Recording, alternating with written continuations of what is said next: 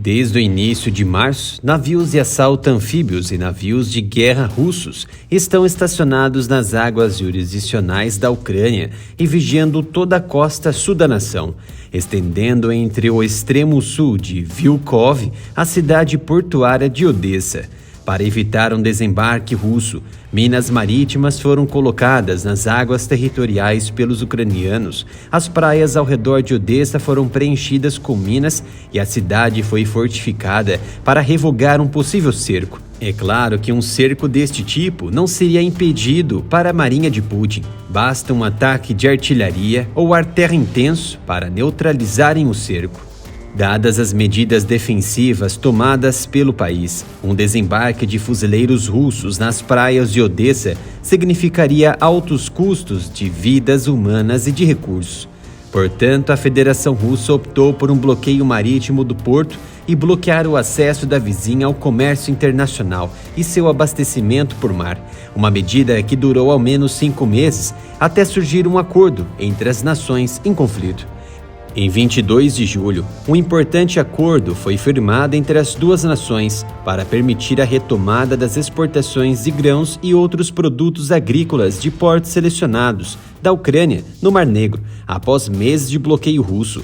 O acordo surgiu em um momento em que a capacidade de armazenamento nos silos ucranianos estava atingindo seu limite, com grande parte da safra de trigo de 2022 e a cerca de 20 milhões de toneladas de grãos e oleaginosas colhidas em 2021, permanecendo estocadas e incapazes de embarcar por causa do bloqueio. O acordo, intermediado pela Turquia e pelas Nações Unidas, foi amplamente elogiado.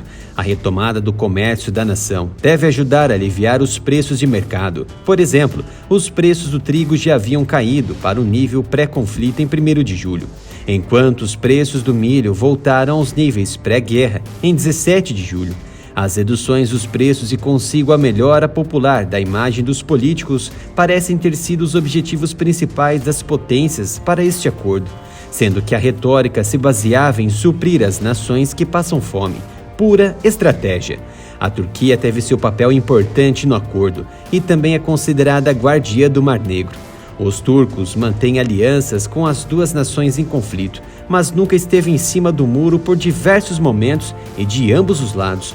Por vezes, Erdogan enfatizou sua neutralidade, apesar de vender seus drones Bayraktar TB2 para a Ucrânia e condenar as ações russas.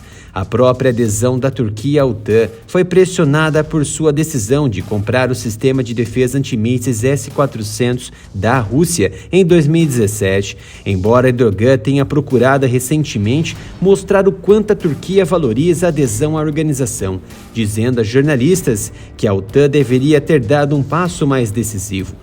Se a Turquia optar por fechar o Bósforo e Dardanelos aos navios de guerra russos, impedindo-os de acessar o Mar Negro, seria um movimento significativo em termos de cortar o apoio russo de longo prazo às suas tropas na Ucrânia, bem como uma demonstração significativa de apoio aos ucranianos. A proibição impediria que navios de guerra russos, normalmente estacionados permanentemente em todo o mundo, navegassem de volta ao Mar Negro para ajudar as tropas na Ucrânia. No entanto, a Turquia é incapaz de impedir que esses navios retornem às suas bases por motivos bilaterais. Jogar sua nação numa guerra que não é sua, Erdogan daria um tiro em seu próprio pé e ofuscaria sua própria estratégia energética de anos. Ouça bem como.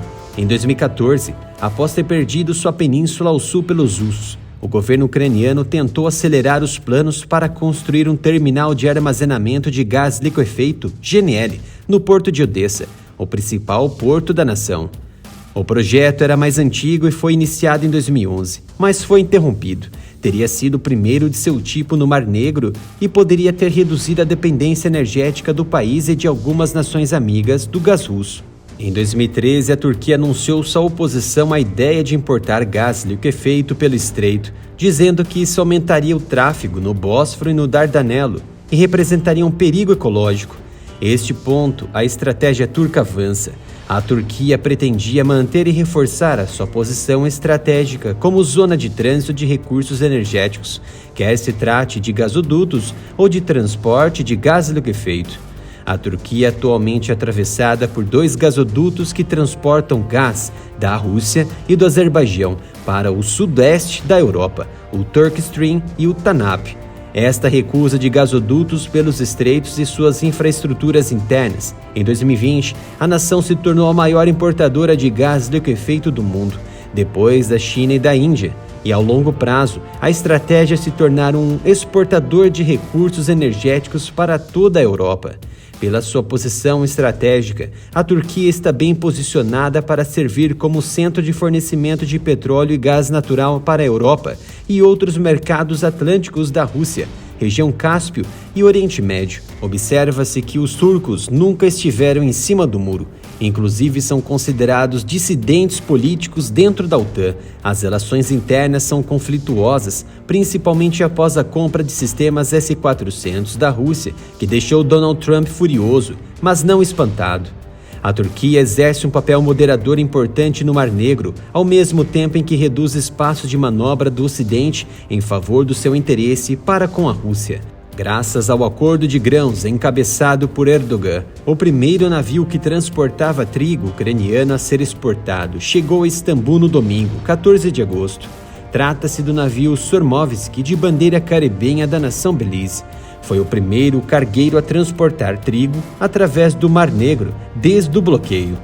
Um total de 18 navios já partiram da nação em conflito nas últimas 2 semanas. Segundo informações da Reuters e do Marine Traffic, o Sormovski foi carregado com 3.050 toneladas de trigo e deixou o porto ucraniano de Chernomorsk na sexta-feira, 12 de agosto. Neste momento, o navio já se encontra no Mar de Mármara, após ser inspecionado por uma equipe especializada de inspeção civil conjunta, que dura em média 3 horas, analisando cargas e toda a documentação da tripulação. As verificações visam garantir que os navios de carga que partem transportam apenas grãos, fertilizantes ou alimentos e não quaisquer outras mercadorias, e que os navios que chegam não carregam armas. Armamentos do tipo mísseis de longo alcance, terra-terra ou terra-ar podem ser facilmente condicionados em convés ou decks de navios camuflados com mercadorias de alta necessidade no mercado.